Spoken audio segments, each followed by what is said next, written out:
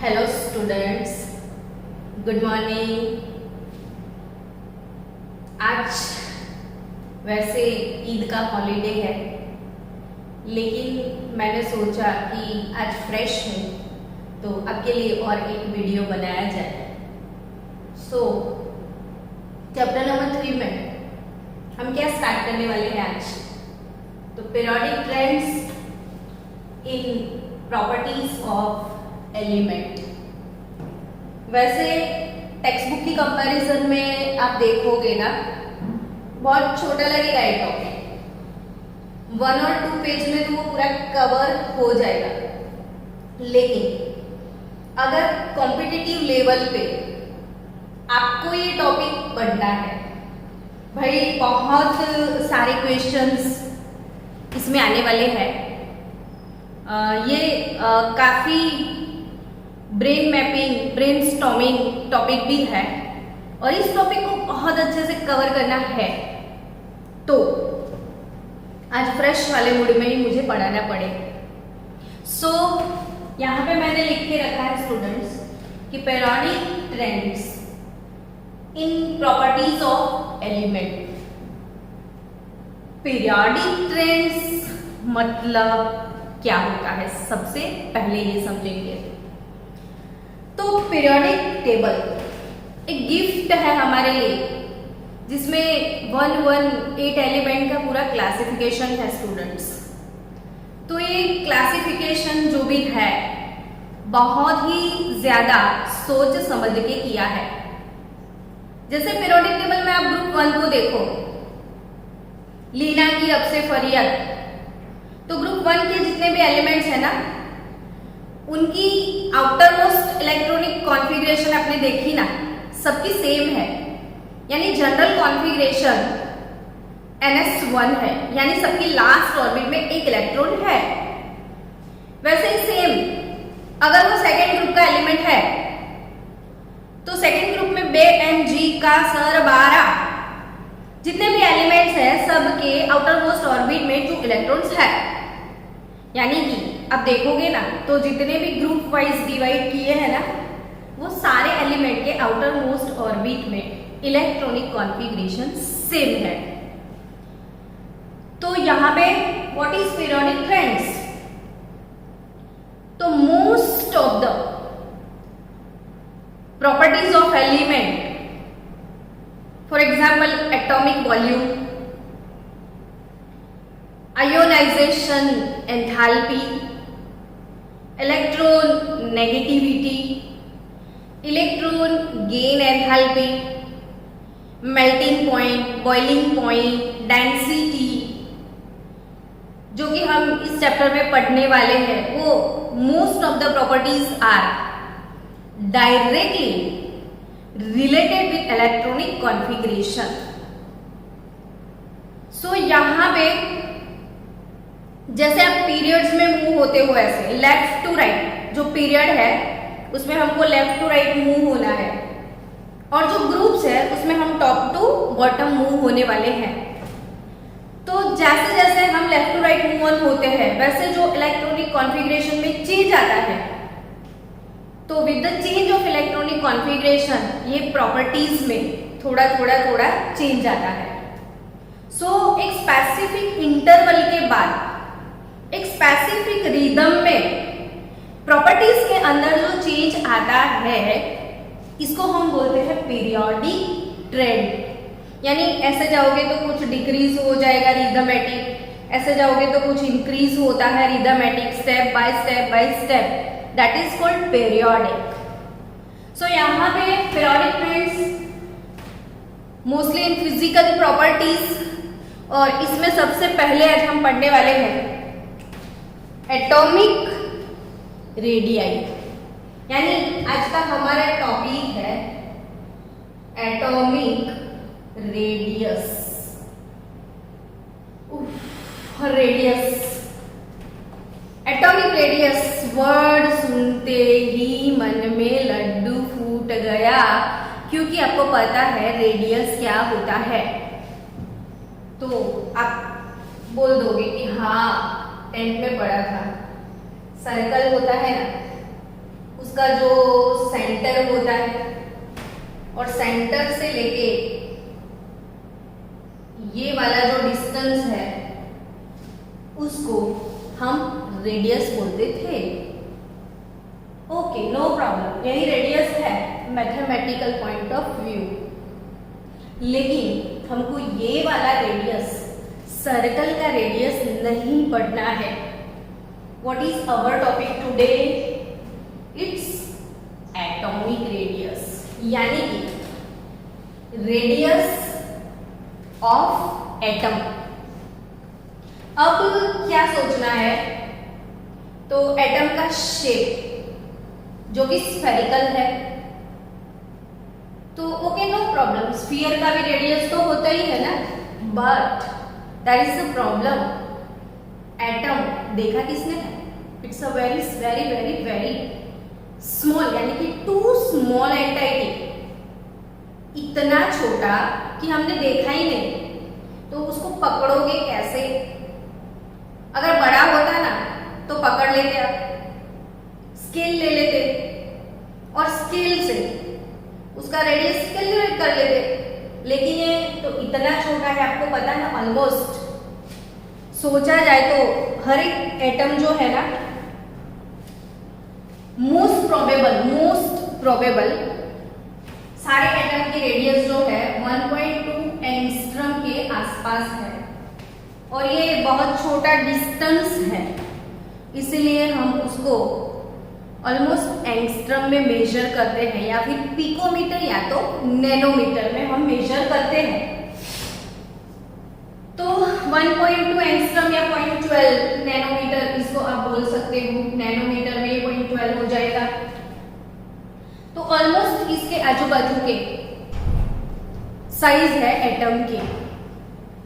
अब इतने छोटे साइज वाले एटम के रेडियस मेजर कैसे किए गए? तो there are so many methods. X ray spectroscopic methods है, तो वो वाले मेथड से कैसे कैलकुलेट किए वो समझते हैं। अब एटम की रेडियस की बात करें तो सबको पता है कि स्फेरिकल है, बीच में न्यूक्लियस है, ये फर्स्ट ऑर्बिट है, ये सेकेंड ऑर्बिट है, थर्ड ऑर्बिट है, फोर्थ ऑर्बिट है। बोर अंकल ने तो हर एक ऑर्बिट का रेडियस कैलकुलेट करने का फॉर्मूला भी सिखाया था, याद है ना आपको?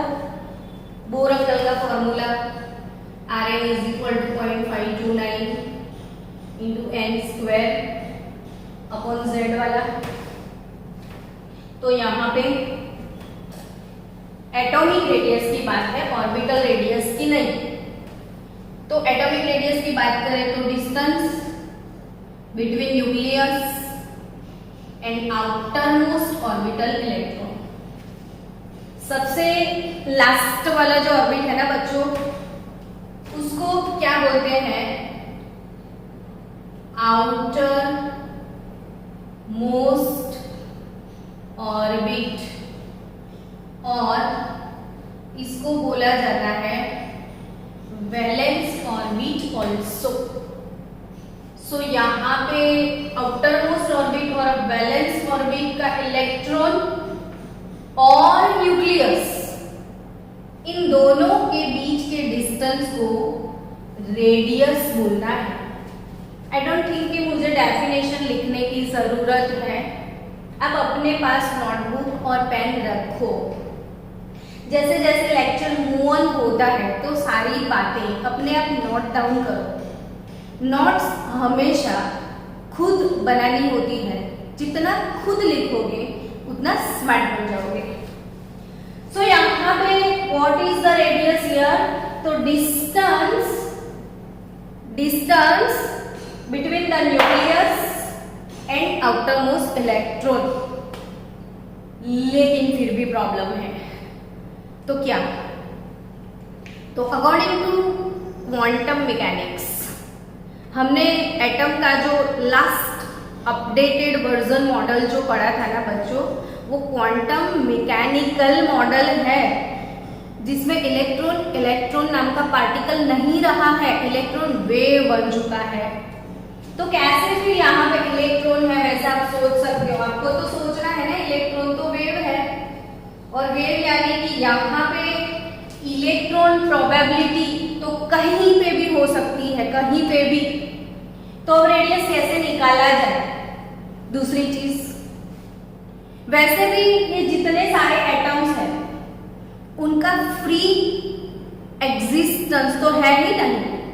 जैसे हाइड्रोजन अकेला थोड़ी मिलेगा आपको नेचर में, वो हाइड्रोजन दूसरे हाइड्रोजन के साथ या किसी और एलिमेंट के साथ वो बॉन्डेड फॉर्म में होगा, यानी कि ये तो फ्री है नहीं, किसी न किसी के साथ बॉन्ड बना के ही रहते हैं, बॉन्डेड फॉर्म में होते हैं। तो फिर उनका रेडियस कैसे कैलकुलेट करने का? तो यहाँ पे रेडियस बॉन्डेड फॉर्म में कैसे कैलकुलेट किए जाते हैं वो वाला टॉपिक डिस्कस करते हैं। सो स्टूडेंट, सबसे पहले हम एटॉमिक रेडियस में बात करेंगे कोवैलेंट रेडियस की। नेक्स्ट कौन सी रेडियस? Covalent radius. अब कोवैलेंट रेडियस समझने के लिए आपको समझना पड़ेगा कोवैलेंट बॉन्ड। वैसे लो स्टैंडर्ड्स में कोवैलेंट बॉन्ड अब सुन के ही आए हो और कुछ कुछ बातें मन में याद आ रही होगी कि हाँ हाँ शेयरिंग वाला बॉन्ड जो पहले पढ़ा था मैडम, सही बात है आपकी। तो शेयरिंग वाला बॉन्ड जो होता है वो है कोवैलेंट बॉन्ड। फॉर एग्जाम्पल, चलो एक एग्जाम्पल से समझा भी देती हूँ, थोड़ा रिवीजन हो जाए अपना। कि जैसे हाइड्रोजन की मैं बात करूँ, सॉरी क्लोरीन की, तो क्लोरीन अब बड़े हो गए हो, पीरियोडिक टेबल भी लर्न हो गया है। तो सबसे पहले ये सोचो क्लोरीन कौन से ग्रुप में है? फास्ट याद करो, याद आ गया, 17 वाले ग्रुप में, हैलोजन में। अब 17 नंबर का ग्रुप है, 17 नंबर का ग्रुप है, तो उसके लास्ट ऑर्बिट में 7 इलेक्ट्रॉन ही होंगे, यानी उसकी वैलेंस ऑर्बिट में 7 इलेक्ट्रॉन्स है। इलेक्ट्रॉन को एटॉमिक सिंबल के आजू बाजू में ऐसे डॉट से आप अगर रिप्रेजेंट करते हो तो उसको लुईस डॉट रिप्रेजेंटेशन कहते हैं, जो कि लुईस अंकल ने सिखाया था। ये डॉट रिप्रेजेंटेशन है, ये डॉट जो आपको दिखता है ना बच्चों, वो इलेक्ट्रॉन है। तो क्लोरीन की जो आउटर मोस्ट ऑर्बिटल है उसमें 7 इलेक्ट्रॉन है, ठीक है ना। उसके साथ कोई दूसरा क्लोरीन है,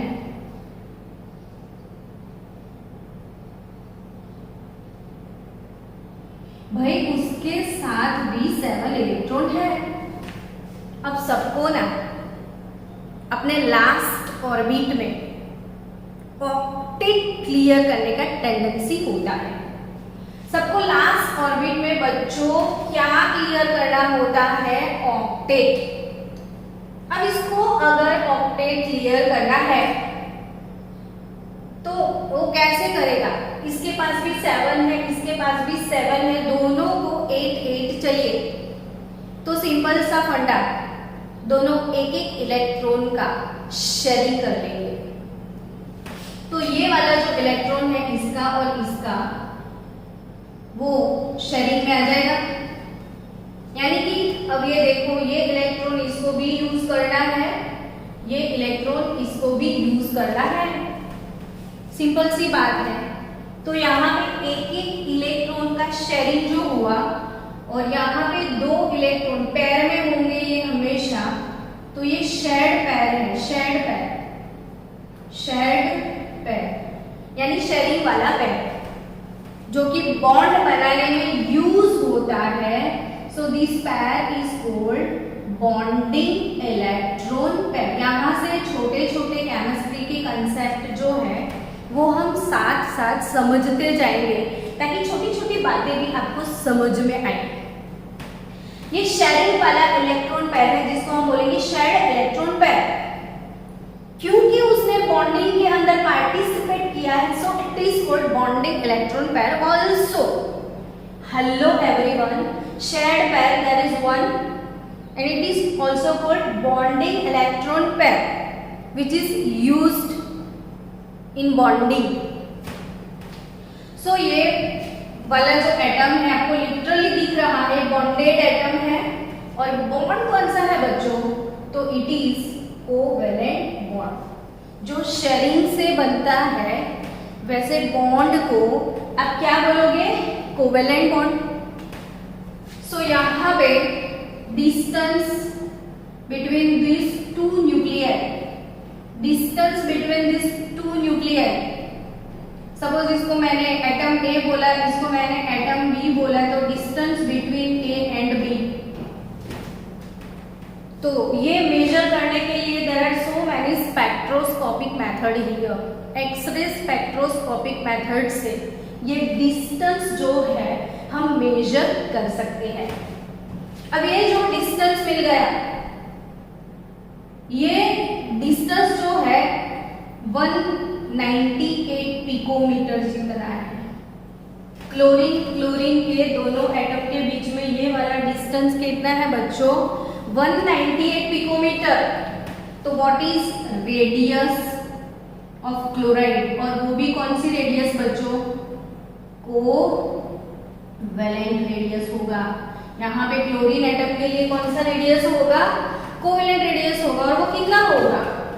तो distance between two nuclei divided by 2, so 198 divided by 2 करो तो 2 9 जा 80, बचे again 80, 99 picometer. Distance between two nuclei it is 198 picometer और डिवाइडेड बाय 2 करो तो 99 पिकोमीटर। यानी कि ये दो न्यूक्लियस के बीच का जो डिस्टेंस है वो निकाला जाता है और उस डिस्टेंस को 2 से अगर आपने डिवाइड कर दिया तो आपको मिल जाएगा 99 picometer. This is covalent radius of chlorine atom. Clear? So यहाँ पे students covalent radius covalent bond में होता है और बॉन्डेड एटम का रेडियस हमने निकाला है। क्लियर ना? अगर हाइड्रोजन की बात करें तो हाइड्रोजन के पास सिर्फ एक इलेक्ट्रॉन है, 1s1, यानी एक ही इलेक्ट्रॉन है। ये वाले हाइड्रोजन के पास भी एक ही इलेक्ट्रॉन है। नेचर में hydrogen does not exist as a single atom, it exist as a H2 molecule. So H2 molecule कैसे बनेगा? तो इसको बेचारे को ऑक्टेट क्लियर नहीं करना है। उसके बाजू वाला इनर्ट गैस कौन है पता है आपको? हीलियम। और हीलियम के पास 2 इलेक्ट्रॉन है और ये इनर्ट गैस है which is stable. Helium noble gas है, स्टेबल। और सबको ना आपका अपना इलेक्ट्रॉनिक कॉन्फ़िगरेशन नोबल की तरह चाहिए, सबको नोबल बना है, यानी इसको 2 बनाने हैं स्टेबिलिटी गेन करने के लिए। तो ये 2 कैसे बनाएगा? तो ये शेयरिंग कर लेगा। अब ये शेयर्ड पेयर दोनों को यूज करना है, तो यहाँ पे भी आप 2 न्यूक्लियस जो है उनके बीच का जो डिस्टेंस है वो डिस्टेंस मेजर करके डिवाइडेड बाय 2 करोगे तो कोवेलेंट रेडियस ऑफ हाइड्रोजन आपको मिल जाएगा। सो स्टूडेंट्स, आप आई थिंक यहाँ अच्छे से समझ गए हो कि जो कोवेलेंट बॉन्ड बनता है उसके बाद 2 न्यूक्लियस के बीच का जो एवरेज डिस्टेंस है वो डिस्टेंस को डिवाइड बाय 2 करते हो अगर आप, तो आपको मिलता है कोवेलेंट रेडियस। अब ये कोवेलेंट रेडियस में यहाँ ये जो 2 न्यूक्लियस के बीच का डिस्टेंस है, एक्चुअली क्लोरीन और क्लोरीन के बीच में एक बॉन्ड बन गया, हाइड्रोजन के बीच में एक बॉन्ड भी है। ये वाले बॉन्ड को हम कोवेलेंट बॉन्ड बोलते हैं, कोवेलेंट बॉन्ड। तो एक्चुअली ये वाला जो डिस्टेंस है उसको हम बॉन्ड लेंथ भी बोल सकते हैं। ये वाले डिस्टेंस को हम बॉन्ड लेंथ भी बोल सकते हैं। तो ये बॉन्ड लेंथ डिवाइडेड बाय 2 करो ना आपको तो भी कोवेलेंट रेडियस मिल जाए। लेकिन यहाँ पे आपने एक चीज नोटिस की होगी कि ये दोनों जो मॉलिक्यूल है वो दोनों मॉलिक्यूल में chlorine chlorine, hydrogen hydrogen atom same है, यानी कि ये होमोन्यूक्लियर एटम है, homonuclear molecule, sorry homonuclear molecule यानी कि होमो एटॉमिक मॉलिक्यूल भी बोल सकते हो, जिसमें दोनों एटम सेम है। लेकिन अगर दोनों एटम सेम नहीं है तो हो सकता है ना H और Cl के बीच में भी तो बॉन्डिंग हो सकता है। तो H और Cl के बीच में अगर बॉन्डिंग है तो H की बात करो और Cl की बात करो। हाइड्रोजन के पास सिर्फ एक इलेक्ट्रॉन है और क्लोरीन के पास 7 इलेक्ट्रॉन है। क्या यहाँ पे शेयरिंग हो सकता है? तो यस, शेयरिंग पॉसिबिलिटी है, क्योंकि इसको डबलेट क्लियर करना है, इसको ऑक्टेट क्लियर करना है, इसको एक की डेफिशिएंसी है, इसको भी एक का डेफिशिएंसी है, क्यों ना दोनों मिलके एक एक का शेयरिंग कर ले। तो यहाँ पे हाइड्रोजन के इलेक्ट्रॉन का शेयरिंग क्लोरीन के इलेक्ट्रॉन के साथ हो जाता है, डन। लेकिन स्टूडेंट, हाइड्रोजन का साइज तो बहुत छोटा है, उसके सामने क्लोरीन का साइज तो बहुत बड़ा है। तो क्या बीच वाले डिस्टेंस को अगर आप हाफ करना चाहोगे तो वो रेडियस हाइड्रोजन के लिए सही होगा या नहीं होगा? तो वो नहीं होगा सही। क्यों सही नहीं होता है? तो यू कैन थिंक क्यों सही नहीं होगा, क्योंकि ये बहुत बड़ा है, ये बहुत छोटा है। एक टर्म है जो इलेक्ट्रोनेगेटिविटी, जो कि अभी आपने पढ़ा नहीं है, लेकिन आप 9th में पढ़ के आए भी होंगे शायद। इलेक्ट्रोनेगेटिविटी क्या होता है मैं आपको समझा दूँ। सिंपल सी बात करो तो जो हाइड्रोजन है ना, उसका न्यूक्लियस और उसका ये ऑर्बिट, हाइड्रोजन के न्यूक्लियस में कितने प्रोटॉन होते हैं बच्चों? एक प्रोटॉन होगा। क्लोरीन के न्यूक्लियस में कितने प्रोटॉन हैं? 17। अब इन दोनों के बीच में इलेक्ट्रॉन को रख दिया जाए। सबको पता है इलेक्ट्रॉन के ऊपर नेगेटिव चार्ज है, पॉजिटिव और नेगेटिव के बीच में अट्रैक्शन होना ही होना है। तो यहाँ पे एक इलेक्ट्रॉन, सिर्फ एक इलेक्ट्रॉन इसको अट्रैक्ट करने वाला है। यहाँ पे 17 लोग मिल के अट्रैक्शन कर रहे हैं। 17 लोग वर्सेस 1, बेचारे का कुछ भी नहीं आने वाला। यहाँ पे 17 लोग अट्रैक्ट कर रहे हैं, अट्रैक्ट, अपनी तरफ अट्रैक्ट करना। इलेक्ट्रोनेगेटिविटी का डेफिनेशन पढ़ लो कि capacity to attract, capacity to attract shared electron pair, capacity to attract shared electron pair towards itself is called electronegativity. Capacity to attract shared electron pair, ये वाला है कौन सा है बच्चों? shared electron pair। अब इसको ये खींच रहा है, इसको ये भी खींच रहा है, लेकिन कौन ज्यादा खिंचाई कर रहा है? क्लोरीन। क्यों? कि भाई वो सुपरमैन है, ये शक्तिमान है। क्यों ये सुपरमैन है? समझो आप, क्योंकि भाई सुपर पावर है इसके पास। सुपर पावर क्यों? 17 प्रोटॉन, अरे बाबा रे बाबा, और इसके पास सिर्फ एक प्रोटॉन, कहाँ जाएगा बेचारा ये? तो ये जो पूरा है ना अपनी तरफ अट्रैक्ट ऐसे करके लाएगा। और दूसरे की जो इलेक्ट्रॉन है उसको अपनी तरफ खींच के लाने वाली जो ताकत है ना, इसको बोलते हैं electronegativity. So students, note down it. What is electronegativity here? Capacity to attract shared electron pair towards itself is called electronegativity. Pragya madam के क्लास में जितनी भी डेफिनेशन है वो सारे बच्चे ऐसे प्रिपेयर करते हैं कि किसी को भी पूछो, मैं हर एक बच्चे को 20 टाइम बोलने के लिए बोलती हूँ कि भाई 20 टाइम 15 टाइम ये चीज आंख बंद करके बोलो, और रटना नहीं है, मैंने समझाया दूसरे का खींचने की ताकत। तो capacity to attract shared electron pair towards itself is called electronegativity. अब यहाँ पे इलेक्ट्रोनेगेटिविटी क्लोरीन का ज्यादा है, तो ये इलेक्ट्रॉनिक क्लाउड, ये आजू बाजू जो है इसको हम इलेक्ट्रॉन का क्लाउड बोलते हैं। वो इलेक्ट्रॉनिक क्लाउड जो होगा ना वो पूरा क्लोरीन की तरफ मूव हो चुका होगा, यानी कि इस बेचारे का रेडियस बहुत छोटा होगा और इसका रेडियस बहुत बड़ा होगा।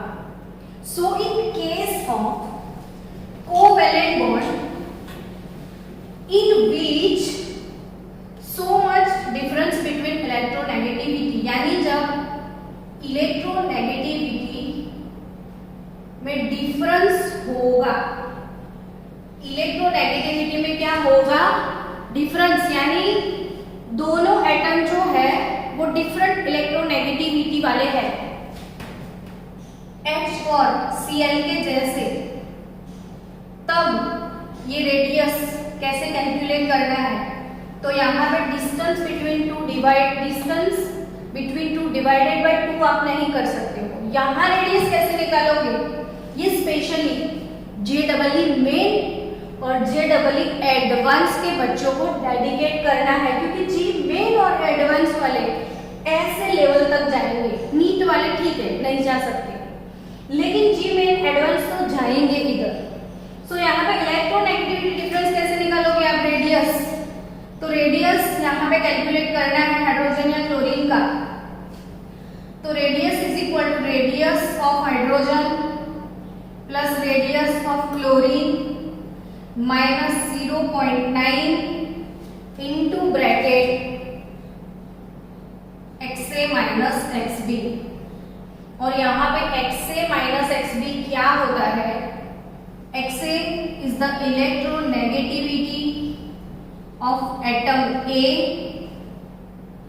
and XB is the electronegativity of atom B। और ये R, H और RCl क्या? तो H और Cl के बीच का distance between H and Cl that is RH plus RCl, और इसको हम बॉन्ड लेंथ भी बोल सकते हैं। सो ये जी मेन में अगर ऐसा क्वेश्चन कभी आता है कि भाई कैलकुलेट रेडियस ऑफ हाइड्रोजन और क्लोरीन, और आपको दे दिया जाता है बॉन्ड लेंथ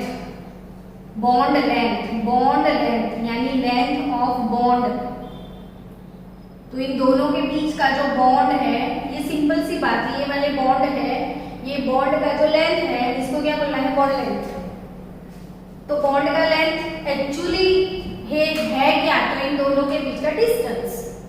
तो radius of H plus radius of Cl is nothing but bond length होता है, और उस बॉन्ड लेंथ से माइनस करोगे आप -0.9। यहाँ पे आपको दोनों को इलेक्ट्रोनेगेटिविटी भी दिया जा सकता है, यानी यहाँ पे किसी एक इसका इलेक्ट्रोनेगेटिविटी आपको दिया है, इसका भी इलेक्ट्रोनेगेटिविटी आपको दिया है, तो आप आसानी से रेडियस को कैलकुलेट कर सकते हो। सो प्लीज मेन और एडवांस वाले जो बच्चे हैं इसको नोट डाउन करो, नीट वाले भी।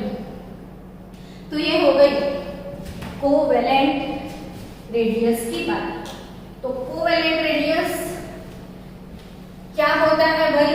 तो जो कोवेलेंट बॉन्ड होगा, दो न्यूक्लियाई के बीच का डिस्टेंस निकाल दो और उसको डिवाइडेड बाय 2 कर दो। अब दूसरी बात करते हैं एटॉमिक रेडियस की। टाइप के बॉन्ड की। तो दूसरी बात है यहाँ पे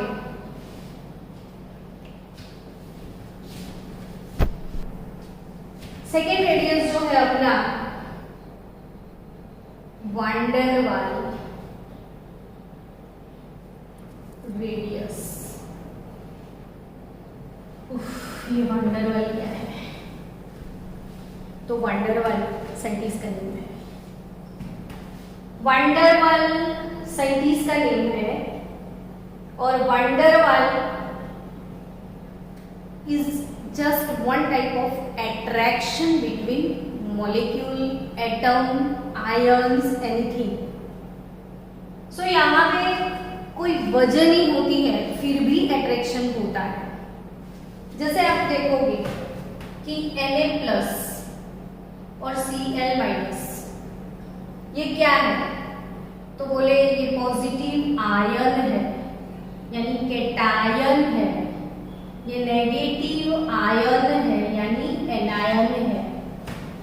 पॉजिटिव आयन, नेगेटिव आयन, दो आयन के बीच में यहाँ पे अट्रैक्शन होने की वजह है। क्या वजह है? कि भाई ये पॉजिटिव चार्ज है, ये नेगेटिव चार्ज है, और दो ऑपोजिट चार्ज होते हैं ना, उनके बीच में अट्रैक्शन होना कौन सी बड़ी बात है? होता ही है, क्योंकि अगर तो ऑपोजिट चार्जेस हैं तो अट्रैक्शन होना ही होना है। और attraction between opposite ion, attraction force between opposite ion is known as coulombic attraction, क्योंकि वो कूलम्ब ने एक्सप्लेन किया था। तो यहाँ पे दो ऑपोजिट चार्जेस के बीच में जो अट्रैक्शन फोर्स प्रोड्यूस होता है, वो वाले अट्रैक्शन फोर्स को हम आयोनिक अट्रैक्शन या फिर आयोनिक बॉन्ड या फिर इसको कूलम्बिक अट्रैक्शन या फिर इसको इलेक्ट्रोस्टैटिक अट्रैक्शन, इतने सारे नाम हैं इसके। आयोनिक बॉन्ड और इलेक्ट्रोस्टैटिक अट्रैक्शन और कूलम्बिक अट्रैक्शन। तो यहाँ पे ऑपोजिट चार्ज के बीच में अट्रैक्शन होता है, जिसमें एनायन होता है, जिसमें कैटायन होता है। तो एनायन कैटायन के बीच वाला जो अट्रैक्शन है, वो वाले बॉन्ड को हम एक्सप्लेन करते हैं आयोनिक बॉन्ड से। यानी कि यहाँ पे अट्रैक्शन है तो आप पक्के से बोल सकते हो कि किस वजह से है? तो आयोनिक बॉन्ड की वजह से है। किस वजह से है बच्चों? आयोनिक बॉन्ड की वजह से है। तो यहाँ पे इनको एक्सप्लेन करने के लिए आपके पास कोई ठोस रीजन है। लेकिन अगर Cl के Cl बीच में अट्रैक्शन है, Cl के बीच में अट्रैक्शन है, तो अभी हमने देखा कि यहाँ पे पॉजिटिव नेगेटिव चार्ज नहीं था, यहाँ पे तो शेयरिंग वाला बात था, है ना? शेयरिंग किया था। तो यहाँ पे शेयरिंग करने की वजह से अट्रैक्शन था। कुछ इसको भी मिलने वाला था, कुछ इसको भी मिलने वाला था, दोनों को कुछ ना कुछ मिलने वाला था, अपना फायदा होने वाला था। और वहां पे जो अट्रैक्शन था या बॉन्ड था वो कोवैलेंट बॉन्ड था। यानी कि यहाँ पे भी कौन सा फोर्स है? तो आपके पास रीजन है कि हाँ ये शेयरिंग वाला बॉन्ड है, ये कोवैलेंट बॉन्ड है, तो ये कोवैलेंट अट्रैक्शन है। लेकिन बिना किसी रीजन दो मॉलिक्यूल के बीच में भी अट्रैक्शन होता है। बच्चों H2O का एक मॉलिक्यूल जो है ना, H2O का एक मॉलिक्यूल, यहाँ पे आप समझ सकते हो कि ऑक्सीजन और हाइड्रोजन के बीच में तो कोई भी समझा सकता है कि ये तो शेयरिंग किया हुआ है। यहाँ कोई भी समझा सकता है शेयरिंग किया हुआ है। इन दोनों की वजह कोवैलेंट बॉन्ड, इन दोनों की वजह कोवैलेंट बॉन्ड, इन दोनों के बीच का अट्रैक्शन कोवैलेंट अट्रैक्शन। लेकिन एक पूरा मॉलिक्यूल पानी का, एक मॉलिक्यूल को दूसरे मॉलिक्यूल को भी पकड़ के रखता है। ये एक मॉलिक्यूल, ये दूसरा मॉलिक्यूल, और यहाँ पे दो मॉलिक्यूल के बीच में भी अट्रैक्शन होता है। वो ना आयोनिक होता है ना कोवेलेंट होता है, कोई रीजन नहीं होता है, अट्रैक्शन होता है। और यहाँ पे कुछ भी नहीं, इसके जो इलेक्ट्रॉन पड़े रहते हैं ये पॉजिटिवली चार्ज को अट्रैक्ट करते रहते हैं। और ऐसा अट्रैक्शन जो बिना किसी रीजन से होता है, जो अट्रैक्शन किसी से कोई भी बॉन्ड से हम एक्सप्लेन नहीं कर पाते हैं, उनको वंडर वाल ने अपना नाम दे दिया है कि जिनके बीच में अट्रैक्शन है, आप समझा नहीं पा रहे हो तो मेरा नाम रख देना, वो है वंडर वाल अट्रैक्शन। कौन सा अट्रैक्शन? Wonder Waals attraction. जैसे आप देखो बच्चों, जितने भी इनर्ट गैसेस है, इनर्ट गैसेस, अब इनर्ट गैस की मैं बात करूं तो हीलियम, चलो हीलियम सुखी संसार है, वो अपने आप में कंप्लीट है, उसको किसी को इलेक्ट्रॉन देने की जरूरत भी नहीं, किसी का इलेक्ट्रॉन लेने की जरूरत भी नहीं, उसका ऑर्बिट इलेक्ट्रॉन से कंप्लीटली फुल है, वो सेटिस्फाइड है, तो वो दूसरे से क्यों बॉन्ड बनाएगा? दूसरे से बॉन्ड कौन बनाते हैं? जिसको ऑक्टेट क्लियर करने की पड़ी होती है। तो यहाँ पे हीलियम को किसी की नहीं पड़ी होती है, तो भी हीलियम के एक एटम का दूसरे एटम के साथ थोड़ा बहुत अट्रैक्शन तो होता ही है, जो यहाँ बिना किसी वजह से है। That attraction is called wonder Waals attraction. तो यहाँ पे ये जो एटम एटम के बीच में बिना वजह जो अट्रैक्शन है वो वंडर वाल अट्रैक्शन है। वैसे ही सेम आप क्लोरीन मॉलिक्यूल की बात करो कि अभी अभी हमने कुछ ऐसे सीखा था कि ये क्लोरीन का एटम है, बाजू में दूसरा क्लोरीन का एटम है, और इन दोनों के बीच का डिस्टेंस जो है 198 पिकोमीटर है, और इसका हाफ हमने कर लिया था जो कि कोवेलेंट रेडियस था 198/2 99 पिकोमीटर था। लेकिन ये तो क्लोरीन के सिर्फ एक मॉलिक्यूल की बात है। अगर क्लोरीन गैस है आपके पास, एक कंटेनर में आपके पास क्लोरीन गैस है, तो उसमें क्लोरीन के कितने मॉलिक्यूल होंगे? तो बहुत सारे मॉलिक्यूल होंगे। तो अगर एक क्लोरीन का मॉलिक्यूल है और बाजू में क्लोरीन का दूसरा मॉलिक्यूल है, तो ये एक क्लोरीन मॉलिक्यूल, ये दूसरा क्लोरीन मॉलिक्यूल, और मॉलिक्यूल के बीच में आप सबको पता है, छोटे थे तब से पढ़ के आए हो, inter molecular attraction force. Inter molecular attraction, दो मॉलिक्यूल के बीच में जो अट्रैक्शन है वो इंटर मॉलिक्यूलर अट्रैक्शन है, और it is nothing but van der Waals attraction force. So यहाँ पे इन दोनों के बीच में जो अट्रैक्शन है, तो मॉलिक्यूल की, आपको क्लोरीन मॉलिक्यूल की वंडर वाल रेडियस निकालनी है। ये क्लोरीन की कोवेलेंट रेडियस निकाली आपने, ये क्लोरीन की कौन सी रेडियस निकाली? कोवेलेंट। आपको क्लोरीन का रेडियस निकालना है कौन सा? वंडर वाल। तो वो कितना होगा? तो इन दोनों के बीच का डिस्टेंस आपको निकालना पड़ेगा, और वो है 360 पिकोमीटर। ये इंटरमॉलिक्यूलर डिस्टेंस कितना है? 360 पिकोमीटर, और 360 डिवाइडेड बाय 2 करोगे ना बच्चों, तो 180 पिकोमीटर जो होता है वो क्लोरीन का वंडर वाल रेडियस है। तो 180 पिकोमीटर। तो यहाँ से एक चीज आई थिंक हर एक बच्चा समझ गया होगा कि भाई वंडर वाल रेडियस जो है और कोवेलेंट रेडियस जो है, इनमें से बड़ा रेडियस कौन सा है?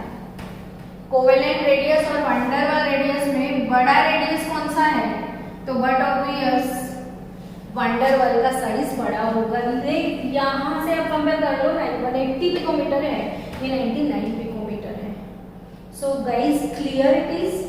तो दो मॉलिक्यूल के बीच का जो डिस्टेंस है, इन दोनों मॉलिक्यूल के बीच के अंदर, मतलब इनके बीच में जो अट्रैक्शन है वो वंडर वाल अट्रैक्शन है, और उन दोनों का जो हाफ दैट इज वंडर वाल रेडियस। और यहाँ पक्के से याद रखना कि भाई वंडर इज वंडर और वो बड़ा है।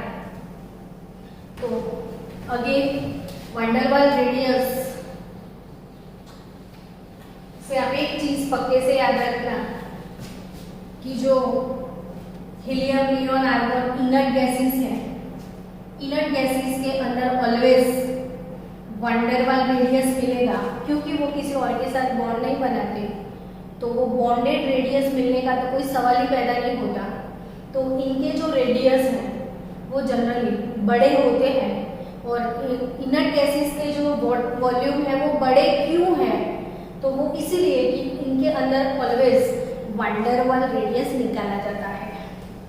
अब नेक्स्ट टॉपिक, अब कौन सा रेडियस, तो कि भाई जो कोवेलेंट मॉलिक्यूल नहीं है, जो इनर्ट भी नहीं है, तो वो क्या हो सकते हैं, तो और दो पॉसिबिलिटी हमारे पास है। आयोनिक बॉन्ड भी हो सकता है, तो आयोनिक रेडियस होगा, और दूसरा मेटल की बात करें तो मेटल में थोड़ी ना कोवेलेंट बॉन्ड होगा, तो मेटल के अंदर जो रेडियस है उनको हम बोलेंगे बच्चों मेटालिक रेडियस।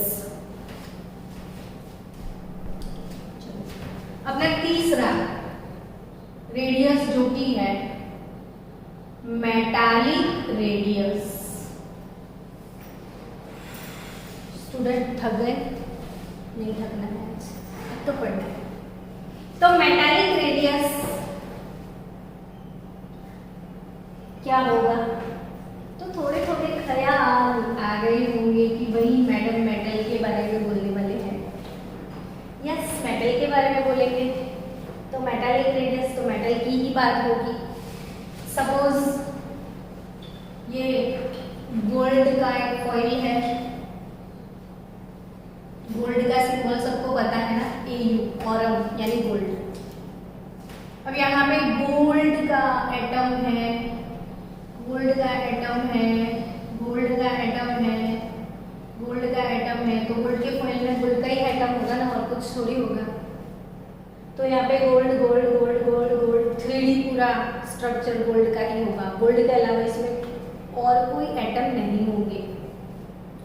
तो ये जो मेटल्स हैं उनमें कौन सी टाइप का बॉन्ड होता है, तो जनरली मेटल्स के अंदर मेटालिक बॉन्ड प्रेजेंट होता है। मेटल्स के अंदर कौन से बॉन्ड प्रेजेंट होते हैं बच्चों, मेटालिक बॉन्ड। तो ये मेटालिक बॉन्ड क्या पहली बार सुना, तो ओके मैं एक चीज समझा देती हूँ। इधर पे सोडियम की बात करो, सोडियम जिसकी फर्स्ट ऑर्बिट में 2 इलेक्ट्रॉन, सेकेंड में 8, थर्ड में खाली 1। मैं सोडियम की बात कर रही हूँ बच्चों, ध्यान से सुनना। सोडियम की लास्ट ऑर्बिट में 1 इलेक्ट्रॉन है, और ये नहीं होता ना तो सोडियम कितना सुखी होता, देखो 2 8 हो जाता, ऑक्टेट क्लियर हो जाता, और वो बन जाता नियॉन। मजा आ जाता इसको कि 2 8 10, और मैं तो खुश रहता, क्यों ये फालतू में भगवान मुझे 1 इलेक्ट्रॉन एक्स्ट्रा आपने दे दिया। तो सोडियम की टेंडेंसी ऑलवेज ना ऐसी होगी, काश कोई आए और प्लीज मेरा 1 इलेक्ट्रॉन कोई लेके जाए। और जैसे ही सोडियम के बाजू में अगर क्लोरीन कहीं से घूमते घूमते आ गया, सोचना समझना बच्चों, ये 281, ये 287, इसको भी ना, इसके साथ भी भगवान ने नाइंसाफी कर दी, 1 कम दे दिया। इसको भी मन में भगवान के प्रति खराब लग रहा है कि काश मुझे 1 दे देते, आपके पापा का क्या जाता था।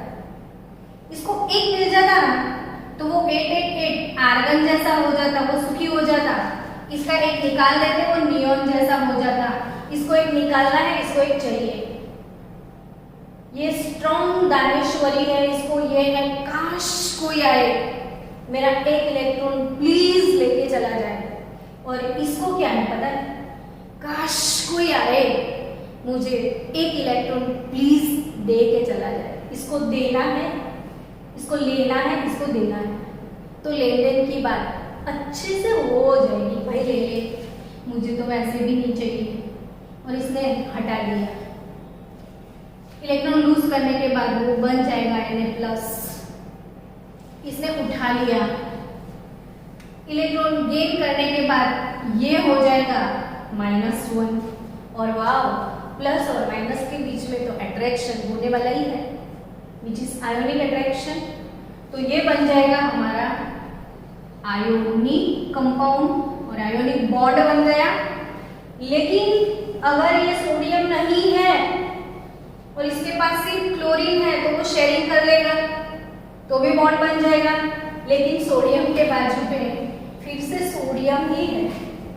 अब तो और भी नाइंसाफी, काश कोई आए और मेरे कहाँ से लेके जाए, अब सबको देना है। मेटल की जो लास्ट ऑर्बिट है ना बच्चों, उसमें 1, 2 और 3 इलेक्ट्रॉन होते हैं, और कोई लेने वाला नहीं है। और कोई जब लेने वाला नहीं होता है तो वो इतना कंटाल जाता है, उसको ही छोड़ देता है, वो ड्रॉप कर देता है अपने इलेक्ट्रॉन को, चल निकल घर से, मेरा सुखी संसार था, तूने आके उसमें आग लगा दी, तू बाहर जा। यानी कि सारे मेटल के एटम अपने एक एक इलेक्ट्रॉन को आवारा बच्चों की तरह छोड़ देंगे। अब समझना फिर से बच्चों की न्यूक्लियस, इसका है फर्स्ट ऑर्बिट, इसका है सेकेंड ऑर्बिट, और थर्ड का एक, ये लोग सारे मिलके ना इकट्ठे हो जाएंगे। ये पूरा पूरा एरिया जिसको बोलना है आपको कर्नल सा, ये कर्नल है जिसका चार्ज पॉजिटिव होगा, और ये ऑर्बिट इसने लूज कर दिया, इलेक्ट्रॉन को निकाल दिया, बोला तेरे को जहां जाना है वो जा, मेरे घर में मत आ, घर के बाहर निकल दिया, और वो अपने इलेक्ट्रॉन को बाहर छोड़ दिया भटकने के लिए, और यहाँ पे डीलोकलाइज्ड इलेक्ट्रॉन हो गया। यानी जब भी मेटल होता है तो वो लास्ट ऑर्बिट को ड्रॉप कर देते हैं। लास्ट इलेक्ट्रॉन जब कोई लेने वाला नहीं होता है तो उसको लात मार के वो लोग निकाल देते हैं कि निकलो यहाँ से। और वो लास्ट इलेक्ट्रॉन जो कि पूरी क्रिस्टल में मूव ऑन करते हैं, जहां पे भी जाना है they are free to move any time anywhere. यानी कि ये जो फ्री इलेक्ट्रॉन है अब किसी के साथ बॉन्डेड नहीं है, उसका कोई घर नहीं है, वो डीलोकलाइज है, पर उसके ऊपर चार्ज नेगेटिव है, इसके ऊपर चार्ज पॉजिटिव है, और due to this negative charge इसको भी अट्रैक्ट करता है, या इसको भी अट्रैक्ट करता है, और दोनों को पकड़ के रखता है।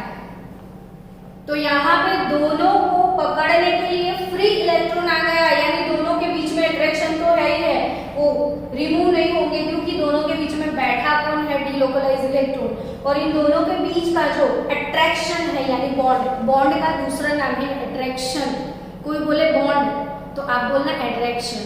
तो यहाँ पे जो अट्रैक्शन है, लेकिन ये मेटल के अंदर ऐसा होता है, इसलिए ये वाले अट्रैक्शन को हम बोलते हैं metallic bond. Metallic bond concept पूरा हम फिर से पढ़ने वाले हैं चैप्टर नंबर 4 में, लेकिन अभी यहाँ बात की है मेटालिक रेडियस की, तो क्यों ना समझ लिया जाए मेटालिक बॉन्ड को भी। तो यानी कि गोल्ड के जो एटम है, इसकी कर्नल होगी गोल्ड की, और यहाँ पे डीलोकलाइज बीच में इलेक्ट्रॉन ऐसे होंगे, और इन दोनों के बीच में थोड़ा तो गैप है। अब इन दोनों के बीच का डिस्टेंस निकालना होता है। अगर ये कॉपर होता तो सारे कॉपर के एटम होते, और कॉपर के दो जो एटम है, ये कॉपर का कर्नल, फिर डीलोकलाइज इलेक्ट्रॉन, फिर कॉपर का कर्नल, और इन दोनों के बीच का जो डिस्टेंस है कॉपर के अंदर वो 256 नैनोमीटर जितना है, 256 नैनोमीटर जितना है। और उसी डिस्टेंस का हाफ निकाल दो तो radius of copper is 256 divided by 2 करोगे तो 128 पिकोमीटर हो जाएगा। तो रेडियस ऑफ कॉपर बच्चों कितना होगा, 128 पिकोमीटर। डन। तो ये हो गया आपका कौन सा रेडियस, मेटालिक रेडियस। तो मेटालिक रेडियस में मेटल के जो दो एटम होंगे उन दोनों के बीच का सिर्फ डिस्टेंस निकालना है, और वो डिस्टेंस को 2 से डिवाइड करना है। सिंपल सा फंडा है। मैंने टाइम खाली आपको मेटलिक बॉन्ड समझाने में लगाया कि अगर आप समझ के करोगे ना तो कभी मिस्टेक नहीं होगा।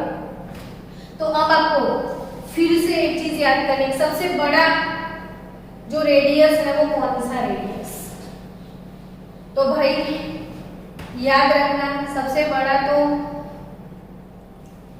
वंडरवाल है,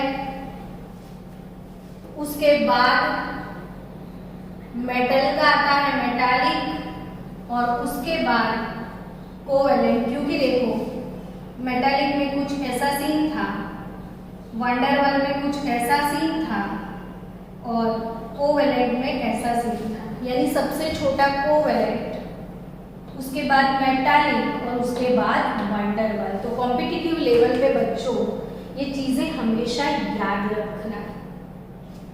अब नेक्स्ट अपना बचा फोर्थ वाला रेडियस, और फोर्थ वाला रेडियस तो बहुत इजी है वैसे। तो वो रेडियस कौन सा, तो आयोनिक रेडियस, आयोनिक रेडियस। तो आयोनिक रेडियस आयोनिक बॉन्ड में होगा, और आयोनिक बॉन्ड का एग्जांपल अभी भी मैंने आपको सिखाया कि Na+ और क्लोराइड माइनस, इन दोनों के बीच का जो डिस्टेंस है, जनरली कोई पेरेंट एटम जैसे सोडियम है, ये सोडियम जब इलेक्ट्रॉन लूज करेगा तो वो Na+ बनेगा तो साइज में डिक्रीज हो जाता है। उसके बाद हम आयोनिक रेडियस में वो डिटेल पढ़ेंगे कि पेरेंट एटम से कैटायन ऑलवेज छोटा होता है। वो क्यों होता है उसके बाद के लेक्चर में आएगा। और पेरेंट एटम से नेगेटिव आयन जो बनता है वो बड़ा होता है, जो नेगेटिव बनता है उसका साइज इंक्रीज हो जाता है पेरेंट क्लोरीन से। क्लोरीन से ये बड़ा होगा, ये पेरेंट से छोटा होगा। अब जब दोनों के बीच में आयोनिक बॉन्ड होगा तो भी कोई कुछ भी प्रॉब्लम नहीं है, दोनों के बीच का डिस्टेंस निकालना होता है। तो ये बॉन्ड लेंथ जो डिस्टेंस मिल गया तो फिर तो कुछ नहीं करना है, RNA+ RCl minus that is equal to distance between these two ions. तो यहाँ पे दोनों का रेडियस डिफरेंट है। किसी एक का रेडियस हमारे पास होता है जो यहाँ पे इनपुट करोगे तो किसी दूसरे आयन का रेडियस हमको मिल जाएगा। तो ये है आयोनिक रेडियस जो आयोनिक बॉन्ड में होता है। तो यहाँ पे हमारे पास एटॉमिक रेडियस के जो 4 टाइप के रेडियल कंसेप्ट थे वो मैंने आपको सिखा दिए। उसके बाद हम सीखने वाले हैं पीरियोडिक ट्रेंड।